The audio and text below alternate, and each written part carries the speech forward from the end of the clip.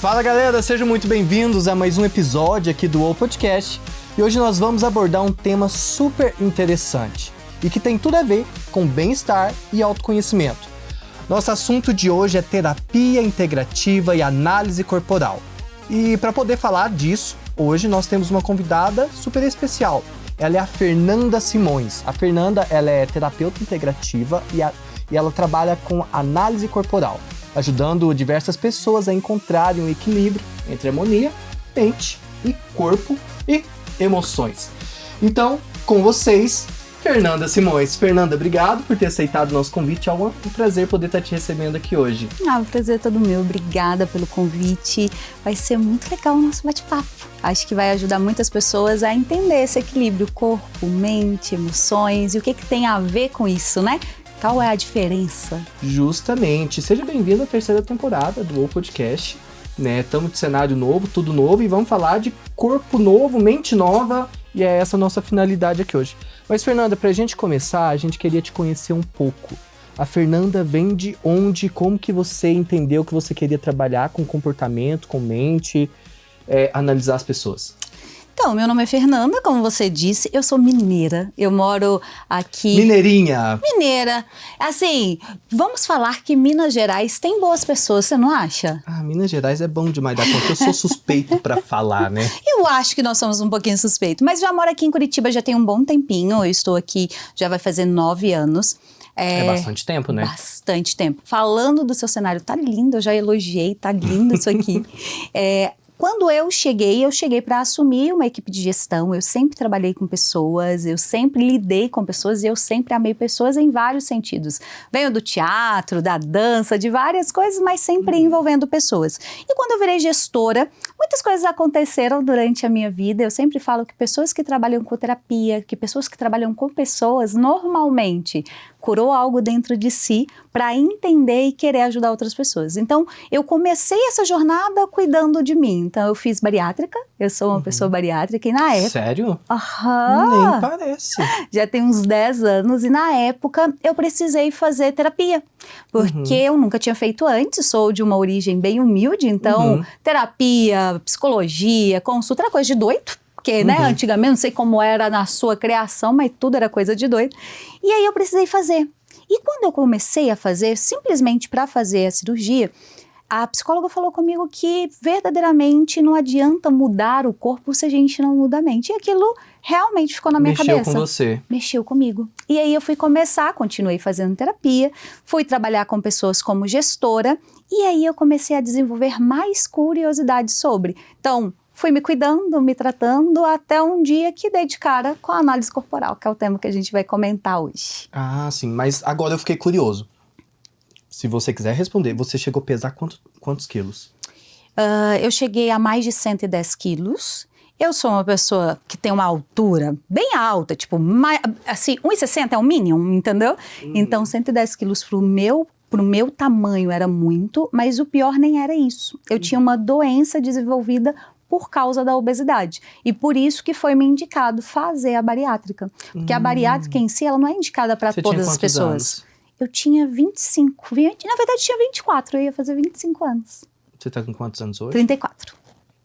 Tem 10 anos? 10 anos. Bastante tempo já. Bastante tempo. E o que você tá fazendo? Porque, tipo, você não parece ter 34 anos. Eu já ia falar que, tipo, o máximo 27, 28 ali. Gente, que bênção, né? A pessoa galanteada, Botox tá em dia, né? educado, olha que coisa maravilhosa. Então, mas eu acho que tem muito a ver. Quando a gente fala de corpo, e a gente vai falar bastante isso, a gente fala que forma assume função. E cada função que nós temos no nosso corpo é uma forma com que você se comporta. Então, acho que quanto mais jovial você se comporta, mais energia você tem para dar, para vender, para doar, o corpo ele também demonstra isso. Porque você também extremamente jovem. Quantos anos você tem? Quantos anos você acha que eu tenho? Então, eu achava verdadeiramente, assim, sem falar sobre o que você parece, mas eu achava que você tinha a minha idade próxima ali dos 30 e tal. Mas se falar o que parece, também acho que parece, tipo, 27, por aí, acho que nessa faixa. Não errou, 28. 28.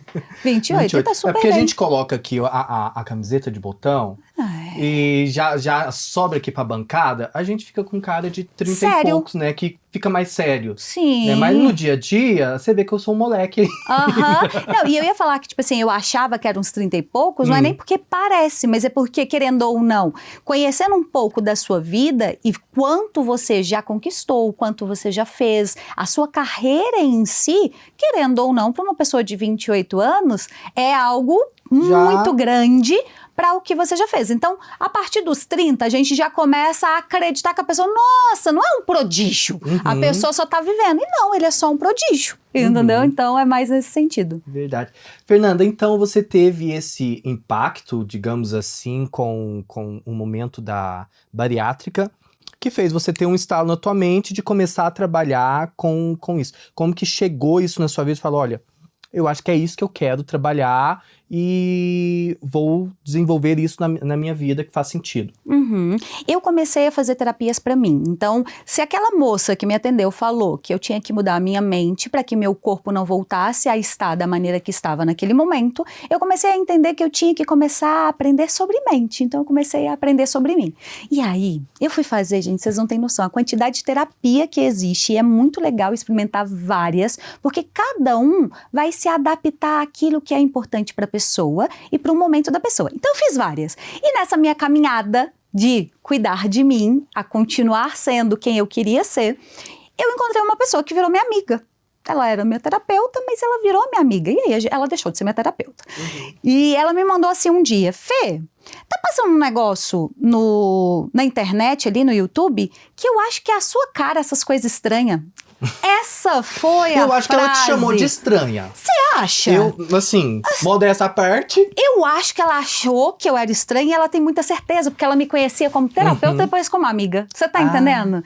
É conhecer ela já demais. Conhecia o teu íntimo. Exato. Então, na hora que ela viu uma coisa estranha, ela falou, nossa, a cara da Fernanda. E ela tava muito certa. Ela me mandou o link, eu comecei a assistir. Era um vídeo, sabe esses lançamentos que as pessoas fazem, que é tipo aulas gratuitas para depois vender alguma coisa e tal. Era isso. E o cara tava falando de uma pessoa, eles estavam em chamada de vídeo e ele tava falando de uma pessoa aleatória. E ele começou a falar da pessoa, a pessoa começou a chorar, falando que o quanto eles estavam falando dela e não sei o quê. Eu sou uma pessoa que acredita, tem fé pra caramba, mas assim, sou uma pessoa bem racional também. Falei, isso aí, ó, treta combinada. Só que o que eu fiz? Ali, peguei um nome. Não, peguei o nome da pessoa que estava sendo entrevistada, peguei o nome do entrevistador, da pessoa que estava falando sobre, que eu me formei nessa escola, que é o Corpo Explica.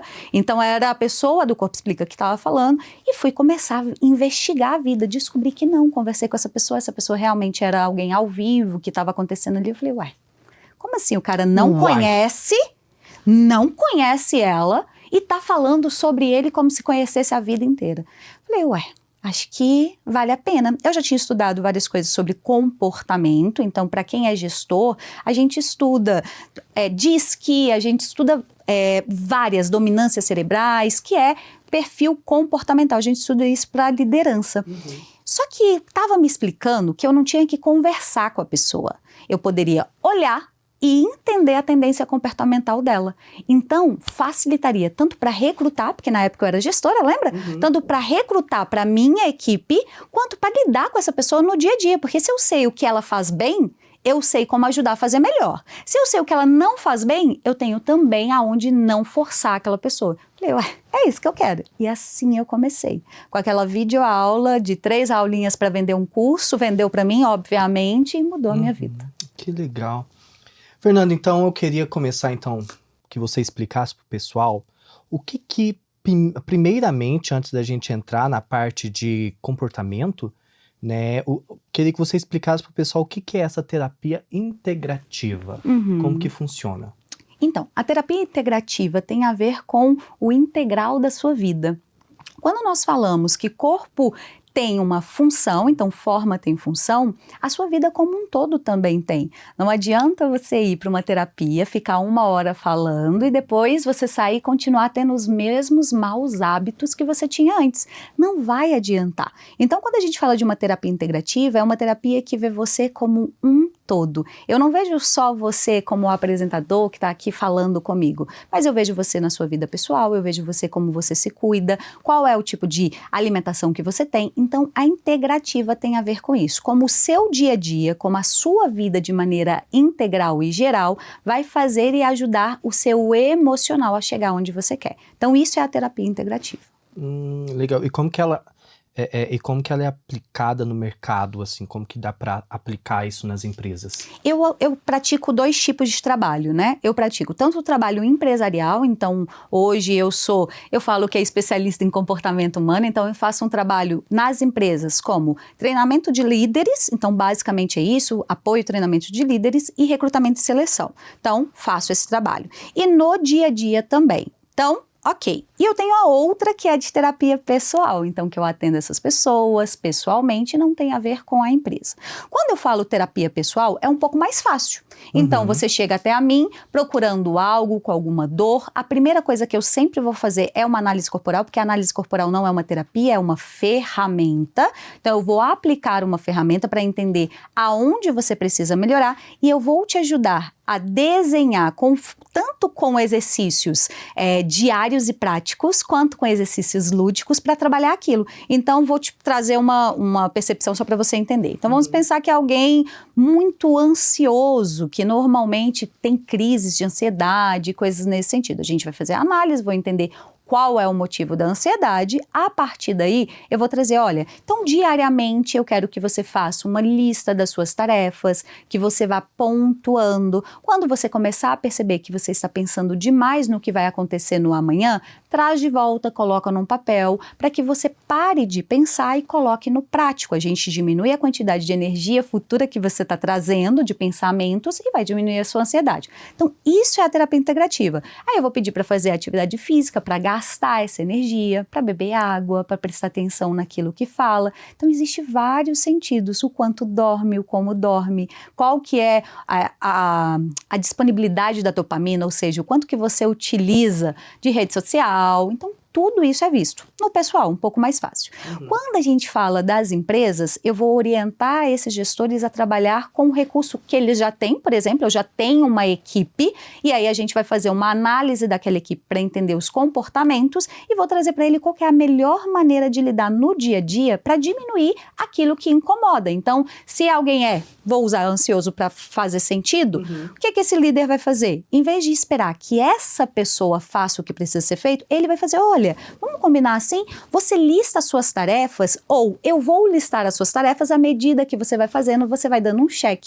Quando isso acontecer, você para de fazer com que essa pessoa pense demais no que tem para fazer, porque o que tem para fazer já está na cara dela.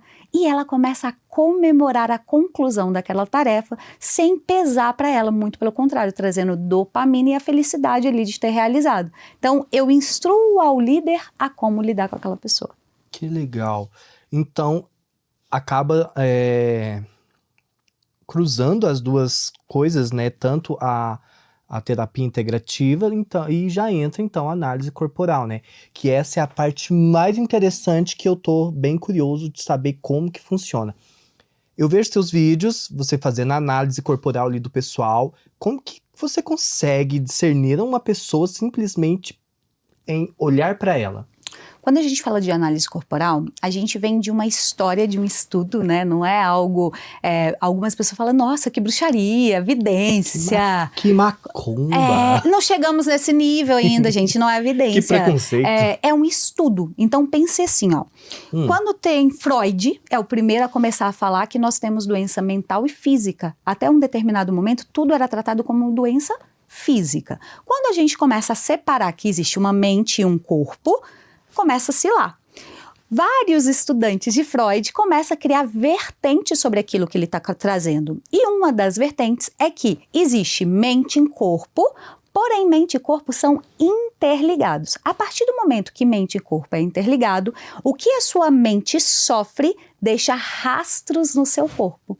Então, uma análise corporal, o que eu faço é verificar os formatos cabeça, olhos, boca, quadril, tronco, pés, pernas, que eu faço é ver se existe rastros de traumatizações, porque nós sabemos que até os 7 anos de idade é um momento que todo ser humano é construído, tanto conhecimento de correr, andar, falar, mas também conhecimentos comportamentais e emocionais. Então, a maioria das suas traumatizações vão ser causadas naquele intervalo. E eu sabendo em qual intervalo foi causado, são 5 intervalos, eu sei também qual é a sua tendência comportamental. Porque a partir do momento que eu tenho uma dor, eu evito sentir aquela dor novamente. Imagina assim, ó, tô com o pezinho machucado aqui.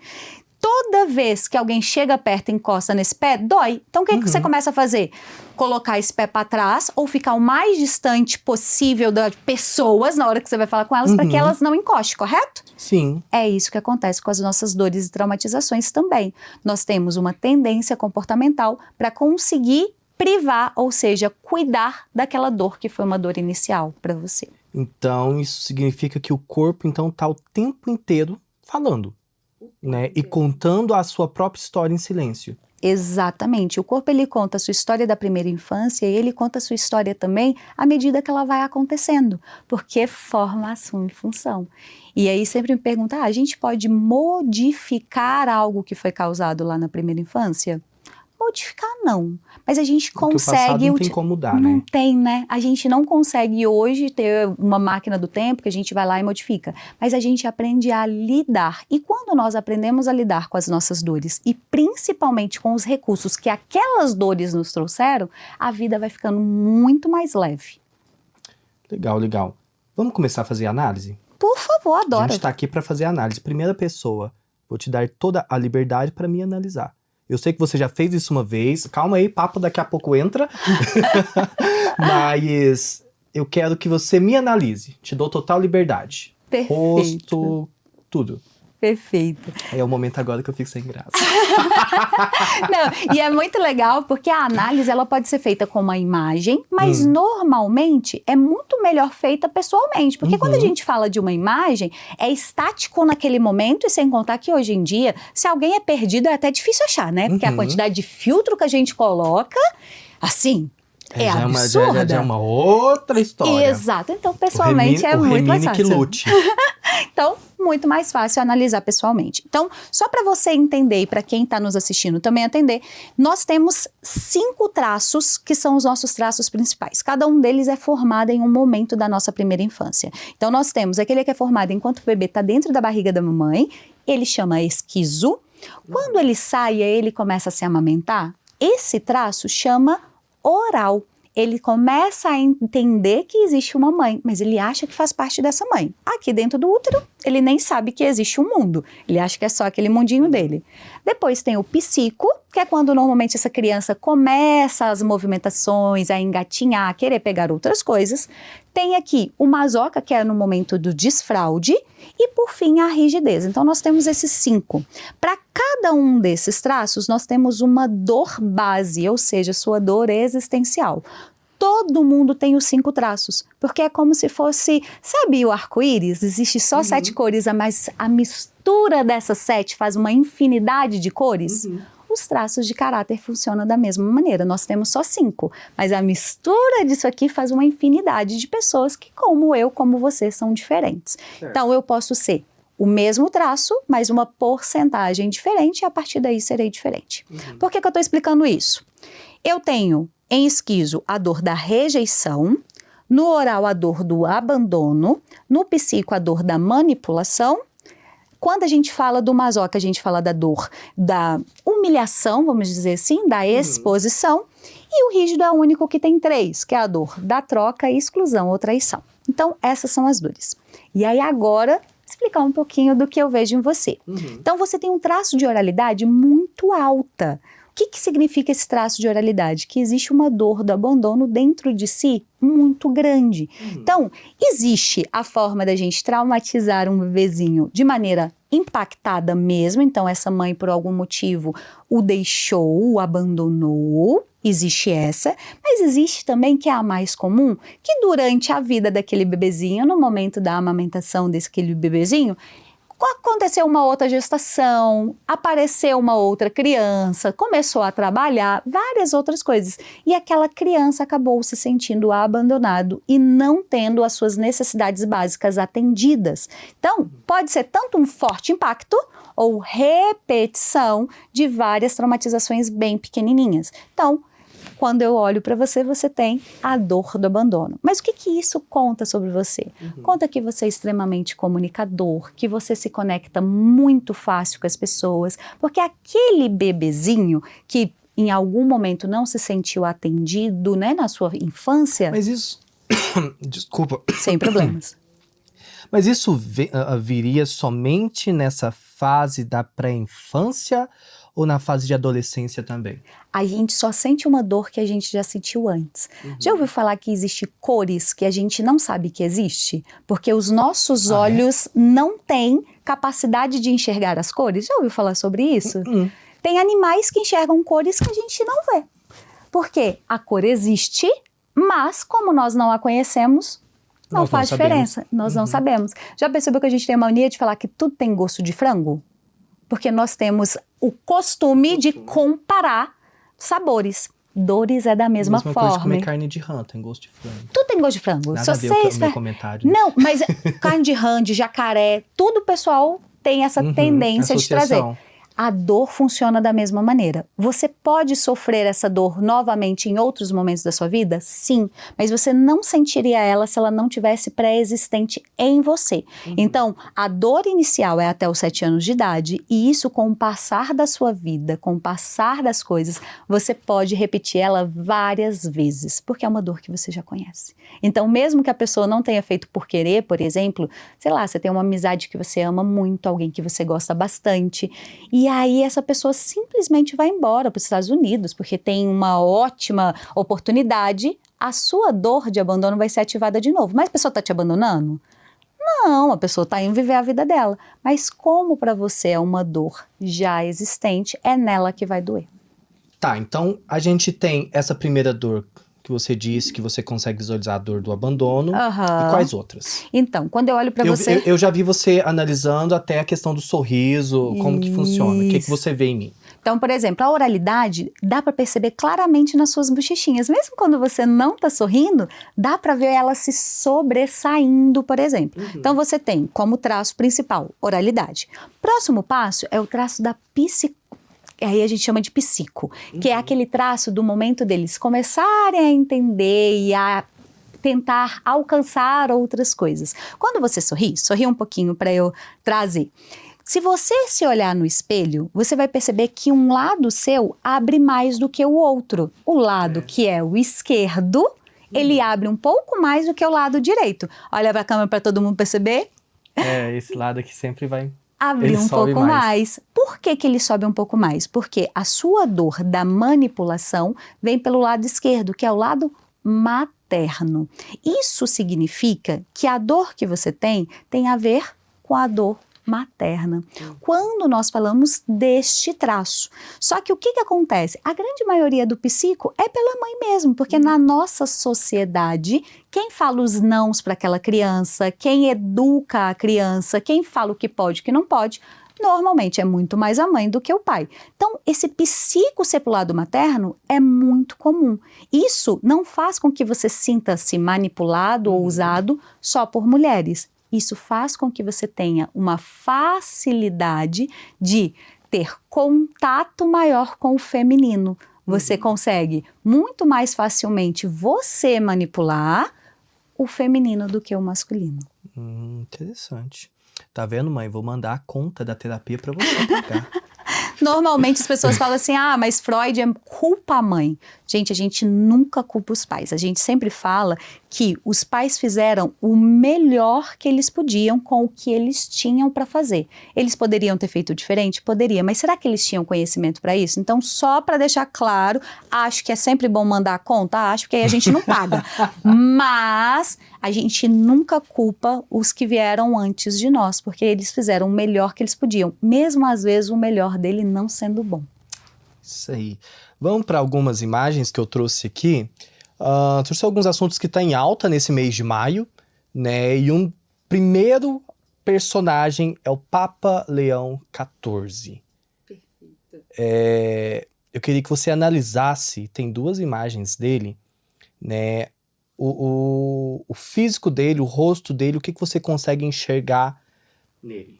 Sabia que a primeira vez que eu vejo ele, depois de ser, né, escolhido, assim, no meu Instagram, um monte de gente falou, Fernanda, você não vai fazer do Papa? Você não vai fazer do Papa? Mas eu ainda não tinha visto. O meu mundo tá meio corrido, você estranho, tá num esquisito. mundo bem paralelo, né?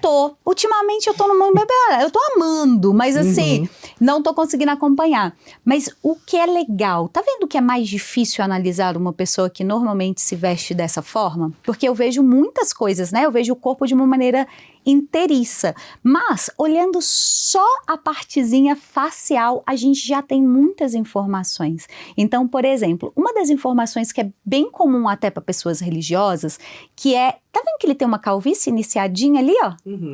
Sabemos se é total calvo? Não, tem uma coisinha tampando, mas que tem ali uma calvície a gente percebe. A calvície, ela tem muito a ver com o traço que é o primeiro, que tem a ver com a esquizoidia. O esquizoide, ele é um ser que trabalha muito mais no mundo mental do que no mundo físico.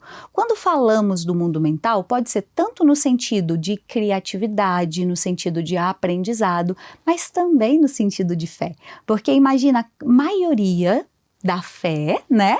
Ela é muito mais mental do que física. Nós acreditamos muito mais do que exatamente vemos. Então, faz muito jus, imagino eu, que alguém que represente a fé tenha esse grau de esquizo. Então, isso significa que em algum momento ele sofreu a dor da rejeição.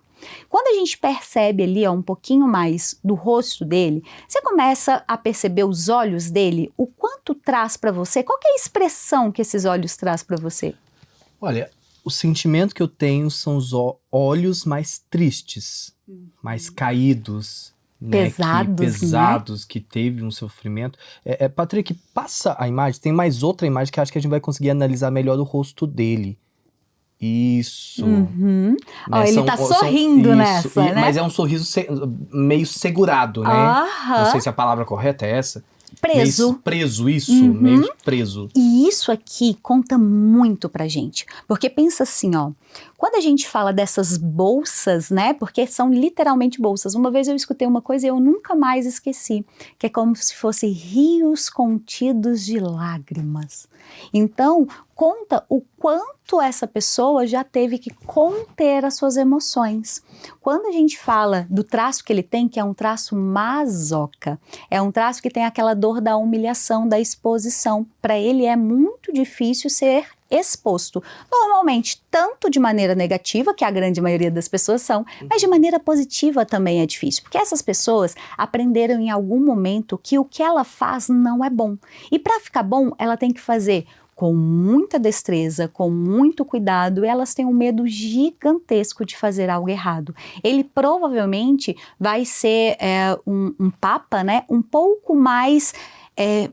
como a gente fala, mais pregado nas regras, vamos dizer assim, ó, quando a gente fala do Papa Francisco, que foi o último, ele era um pouco mais psíquico, ou seja, um pouco mais político, que conseguia fazer as coisas de maneira um pouco mais fluida. Então ele ia meio que conforme a música, vamos dizer assim. Então ele trouxe para a Igreja Católica a forma de fazer também de uma maneira até um pouco mais leve, mas ele não pegava no pé tanto das regras, ele falava mais no sentido humanizado, populacional, para ele ficar um pouco mais popular. Quando a gente fala dele, provavelmente ele vai ser uma pessoa um pouco mais restrito a regras. Por quê? Porque ele aprendeu que quando você não segue regras, você normalmente tem problemas, você não faz o certo. E a gente percebe isso porque o sorriso dele é preso, como você disse. Então ele pode esboçar a felicidade numa gargalhada Não, porque em algum momento ele aprendeu que tem que conter as emoções. Isso é muito comum em masocas. E masocas, assim, para nossa audiência, né, de uma maneira geral, são pessoas extremamente ajudadoras, que faz o melhor para o outro, que sempre está disponível para ajudar, para fazer.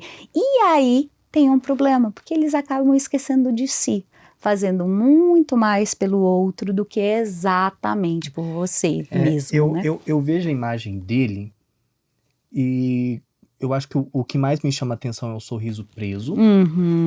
Mas, além do sorriso preso, ele tem um olhar muito triste.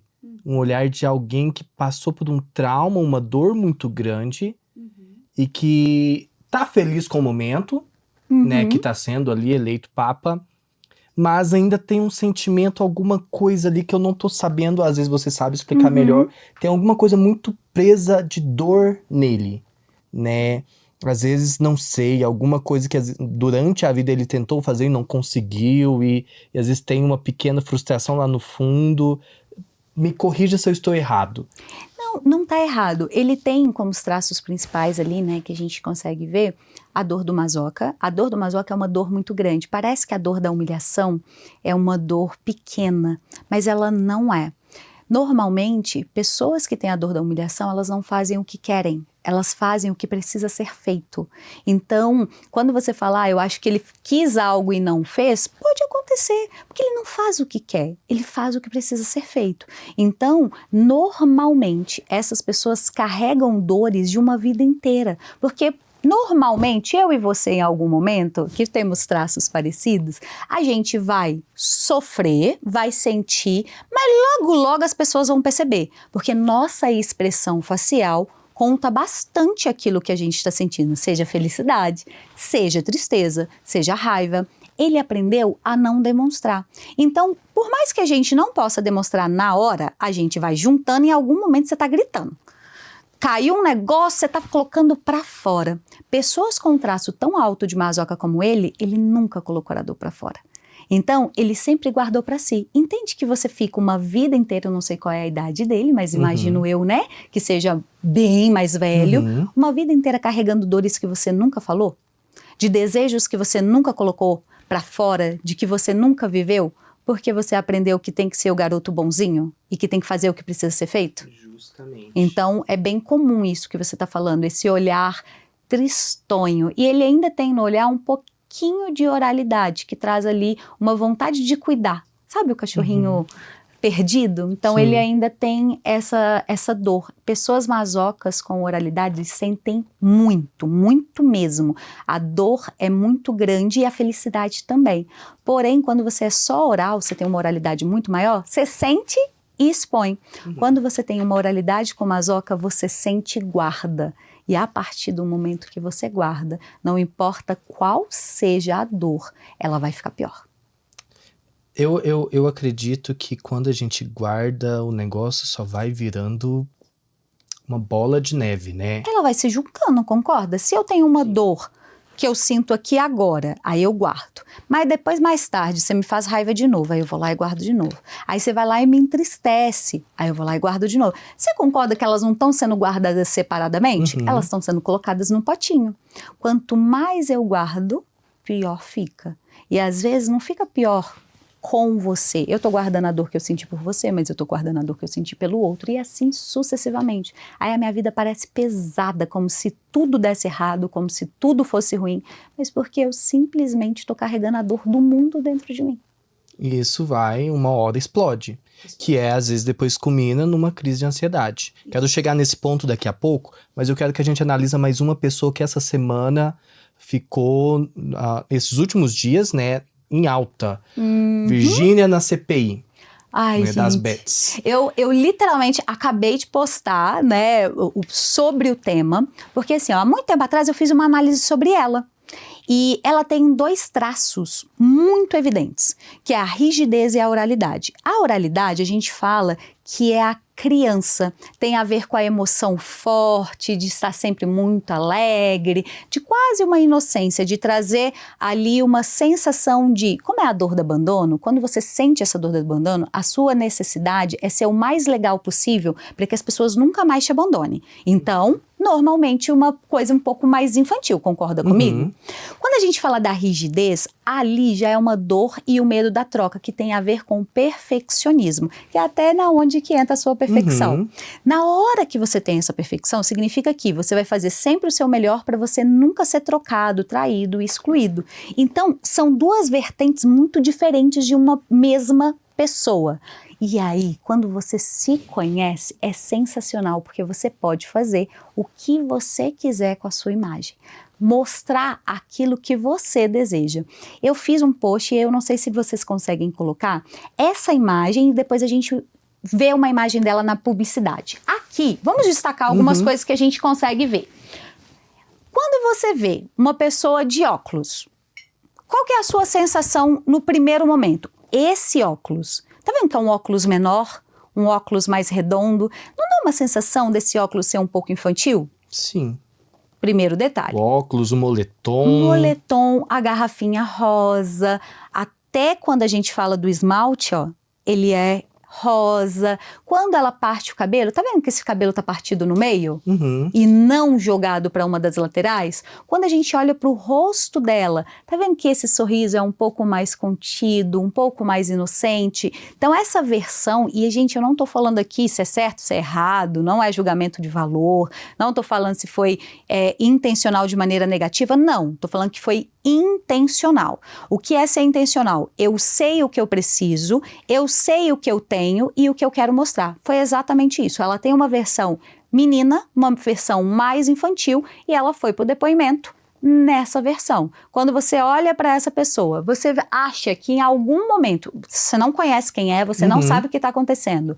Ela é maldosa? Ah, não... Passa imagem de maldade? Passa uma imagem de inocente, de... Nossa, tadinha. Não é uma imagem mais infantil? Exato. Olha isso. Até numa imagem frontal, ainda é uma imagem carinhosa, cuidadosa, infantil, inocente.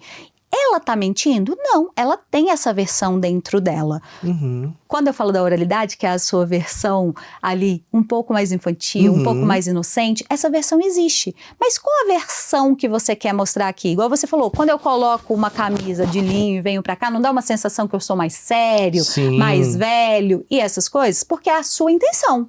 A imagem ela se comunica sozinha, né? Sozinha. Agora você vai para a academia, vai estar com seus amigos, você precisa ser essa pessoa? Não. Você pode ser um pouco mais imaturo, um pouco mais infantil, um pouco mais inocente. E as suas vestimentas também serão diferentes. Olha esse sorriso, olha esse olhar. Ela aproveitou até para fazer a publicidade de um moletom dela, da filha dela no moletom. Que ela é uma mãe de família, que cuida das suas filhas. Então, entende que tudo quando nós entendemos o que uma imagem fala sobre a gente pode utilizar tanto a nosso favor quanto contra a gente. Se ela fosse para a internet com a visão que normalmente ela faz as publicidades dela, como ela se porta normalmente dentro dos programas de TV, algo nesse sentido, será que a sensação a alguém olhar para ela seria a mesma? Acho que não. Então, se a gente tivesse uma imagem dela nesse lugar de apresentadora, de influenciadora, da mulherão, quando a gente vê, porque ela tem várias imagens assim, você ia ver claramente a diferença de um decote mais visível. Justamente. Tem uma imagem aqui, consegue colocar que eu mandei aí, Patrick? Isso, mandei uma aí pra gente analisar também, que também, aí essa imagem, ela muda totalmente o contraste, que é o que você está falando, da pessoa que quer trazer inocência na CPI, diferente da pessoa que trabalha na publicidade, num anúncio.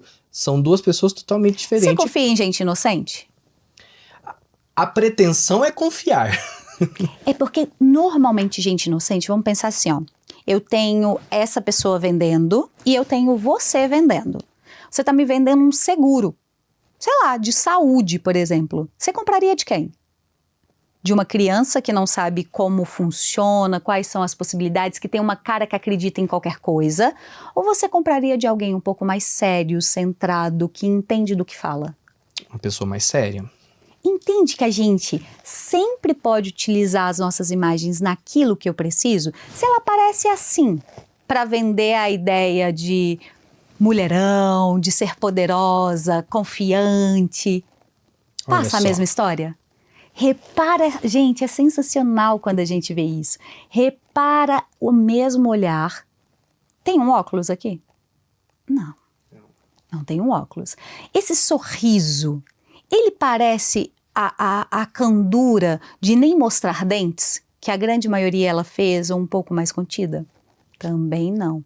Quando a gente fala dos ângulos, então quando ela posa com esse ângulo mostrando esse queixo mais evidente. Mas quando ela estava falando lá, a intenção era deixar esse queixo um pouco menos proeminente. Então, todas as visões das coisas que nós fazemos, se elas são intencionais, nós conseguimos também atingir aquilo que eu quero. E eu não estou falando se está certo ou se está errado, eu estou falando que quando você entende o que você tem para mostrar e o que você quer com a sua imagem, fica muito mais fácil de você alcançar aquilo que você deseja. Ela é as duas pessoas? Sim. Quando eu falo que ela tem oralidade, quando eu falo que ela tem rigidez, ela tem dentro de si as duas coisas. Ela tem momentos que ela é mais inocente, com certeza sim, com seus familiares, com as suas crianças. Ela tem esse lado um pouco mais menina. Mas a maioria da imagem dela é muito mais mulher, que entende o que fala, que sabe aonde quer chegar, que tem metas para bater, que é competitiva.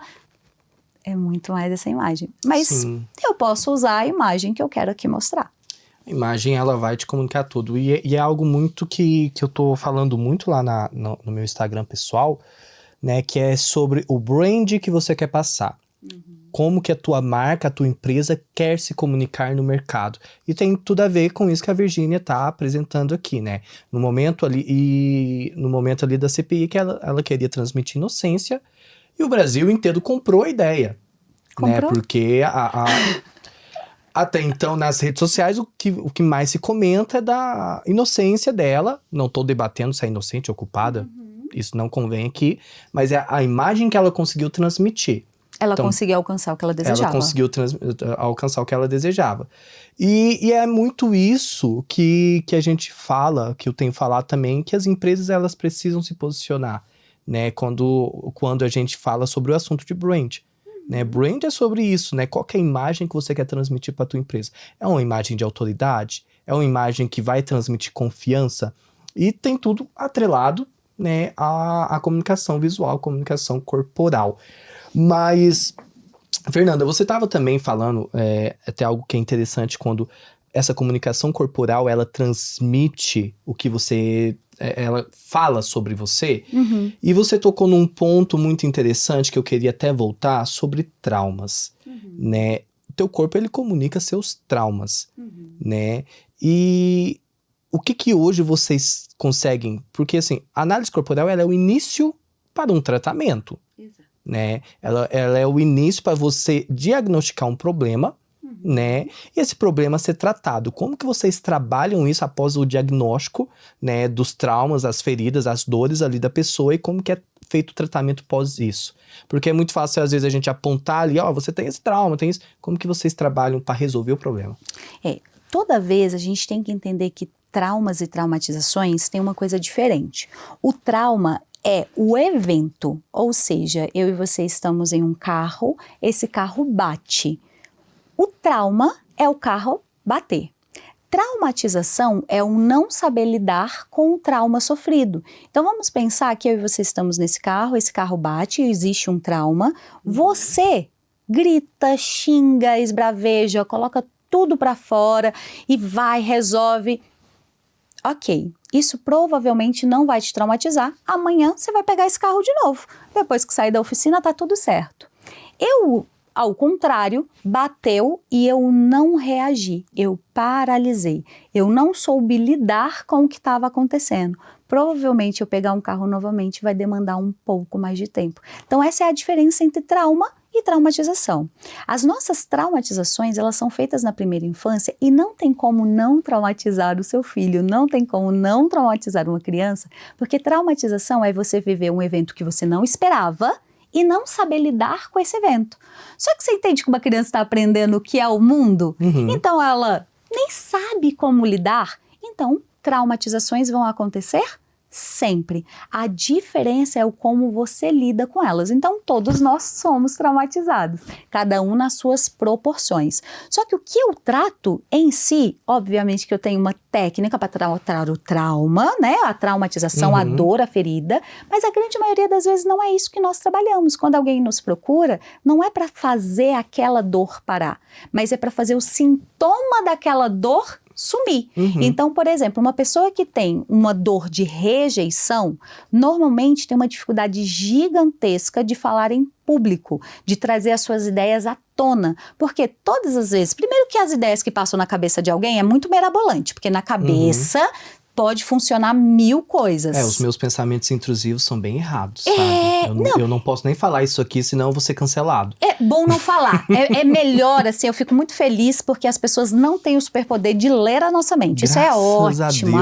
Acho bem genial de Deus quando ele tirou essa possibilidade. Mas muitas vezes, mesmo que não sejam coisas erradas, mas que seja você criando algo, muitas vezes você tem uma dificuldade muito grande de colocar o que estava dentro da sua cabeça real. Por quê? Porque no mundo das ideias funcionam tudo e qualquer coisa. E quando você vai colocar no mundo real, você não tem ainda a capacidade de fazer como sua mente fez. Quando você tem a dor da rejeição de uma maneira muito evidente, essa pessoa tem uma capacidade gigantesca de pensar, mas ela tem medo de falar, porque as pessoas vão julgar ela, vão rejeitar a ideia dela, vão rejeitar ela. O que nós trabalhamos? Uma maneira para que isso fique um pouco mais tranquilo e no dia a dia consiga fazer, por exemplo, uma palestra. A diferença, igual eu estava falando dela, eu estou falando que ela não está fingindo, eu estou falando que ela tem esse traço dentro dela e ela tem essa versão. Porque quando nós fingimos ser coisas que não somos, a gente não consegue manter e nos faz mais mal do que bem. E as pessoas que estão nos vendo também não compram. Então, se eu fingir ser algo que eu não sou, a pessoa não vai comprar e eu não vou saber conviver com aquilo, primeira coisa. Então, se eu tenho a dor da rejeição, significa que eu não consigo ficar em evidência durante muito tempo. Se eu falar que essa pessoa vai ficar pro resto da vida falando em público, para ele vai ser desesperador. Mas se eu falar, olha, é 1 hora só. Opa, pera, 1 hora dá para fazer. Você vai lá, vai fazer uma palestra e depois você pode voltar para o seu mundo imaginário, que seja jogando um videogame, dentro do seu quarto fechado, escuro. Tá vendo que você entrou em um acordo para conseguir fazer o que você precisava? É isso que a terapia faz. Existe a possibilidade de curas das suas dores? Existe, mas a grande maioria das vezes você vai aprender a lidar com essas dores. Um dos traços que a rejeição ela proporciona, e eu falo isso por mim, que eu precisei tratar isso em mim, é muito o traço de não conseguir falar não. Por quê? A pessoa, isso eu compartilho porque aconteceu comigo. Eu tinha muita dificuldade de falar não, né, para as pessoas, por quê? Já tinha um traço de rejeição dentro de mim. E eu tinha tanto medo de alguém me pedir alguma coisa e eu não poder atender, porque eu tinha necessidade de ser aceito, de agradar todas as pessoas, para simplesmente ser inserido e aceito naquele convívio social. E quando isso virou na minha mente, falar, eu não preciso falar sim para todo mundo, eu não preciso aceitar tudo que, fazer tudo que as pessoas me pedem, justamente pela questão que eu não preciso agradar todo mundo. Eu preciso me amar do jeito que eu sou, da forma que eu sou, né? E eu não tenho necessidade de ficar falando sim pra todo mundo, porque acho que até, gente, eu vou até abrir aqui, que eu já fiz uma sessão de terapia com ela uma vez, e a gente falou sobre isso, né? E ela me falou algo muito interessante, que eu guardei aquilo, sabe, Fernanda? De, tipo, se alguém te pediu alguma coisa, né, que seja, um exemplo, vamos pra um rolê, vamos sair pra um lugar e tal, eu passei a analisar, ela me falou o seguinte, analisa, você tá afim de fazer aquilo? Você quer ir naquele rolê? Você quer se encontrar com aquela pessoa? Você quer estar naquele ambiente? Analisa primeiro. Ah, sim, não, eu quero ir. Então vá. Não, não quero, então eu não vou. Ah, beleza. Não vai dar. Ah, mas e tal. Não, eu não quero ir. Ah, por quê? Porque eu não tô afim.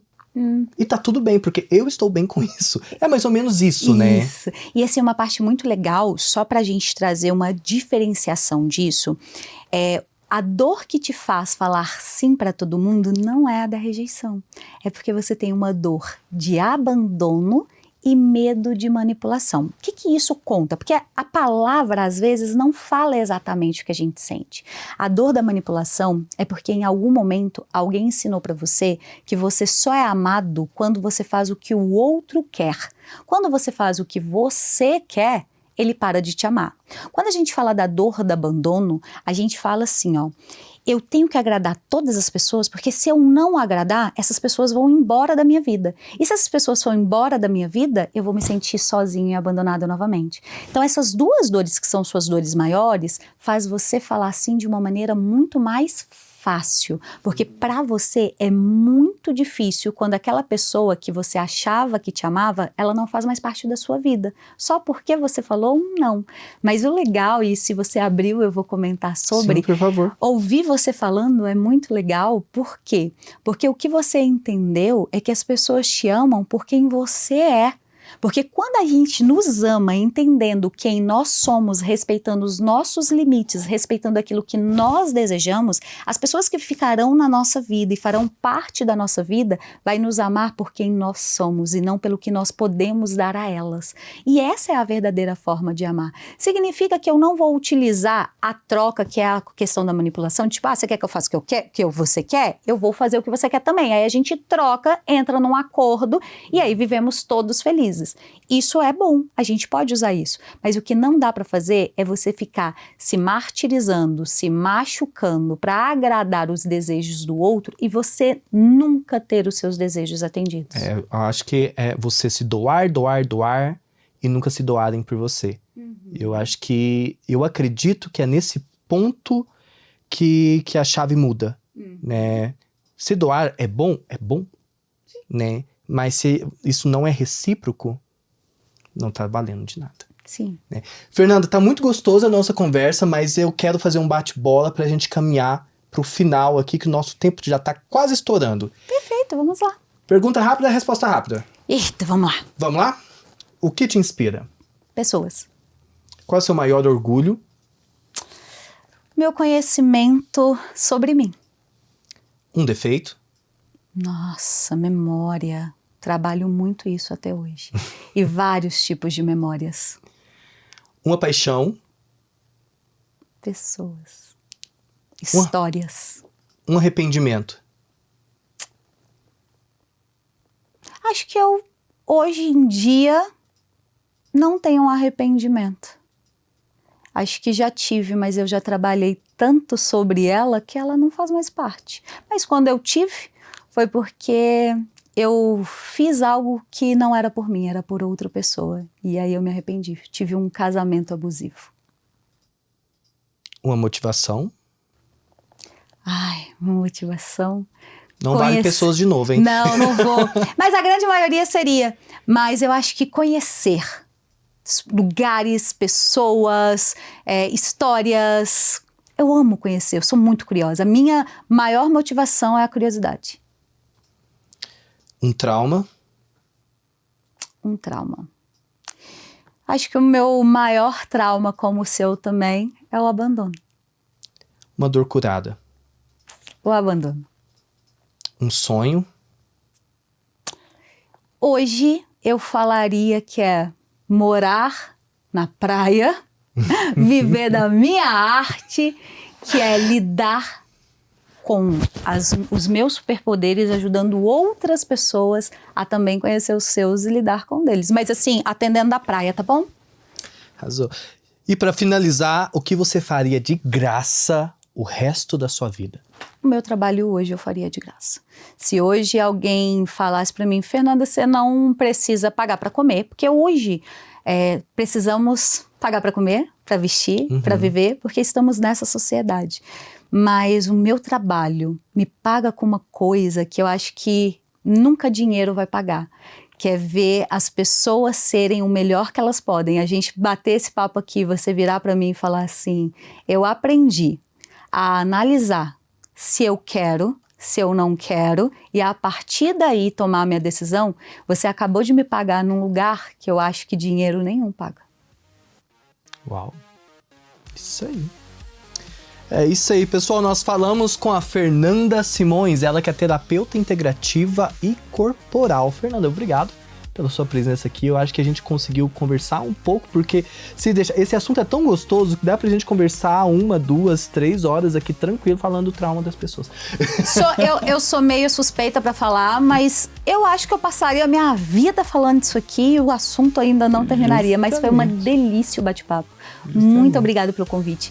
Tá lindo o cenário, tá tudo muito bonito e você continua sendo alguém que utiliza seus superpoderes da melhor maneira possível. Que bom. Ai, que bom, que bom.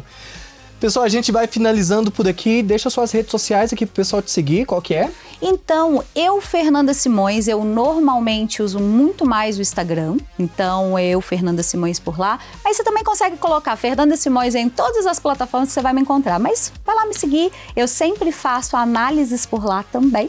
Então, de maneira curta para você entender o que você pode fazer. Então, é uma ótima maneira de você conhecer sobre você. Tá, perfeito. Pessoal, a gente vai ficando por aqui. Muito obrigado por ter acompanhado. Já se inscreva aqui no canal, @wowpodcast. Segue a gente lá no Instagram, @wowpodcast.oficial. E a gente se encontra no próximo episódio. Tchau, tchau!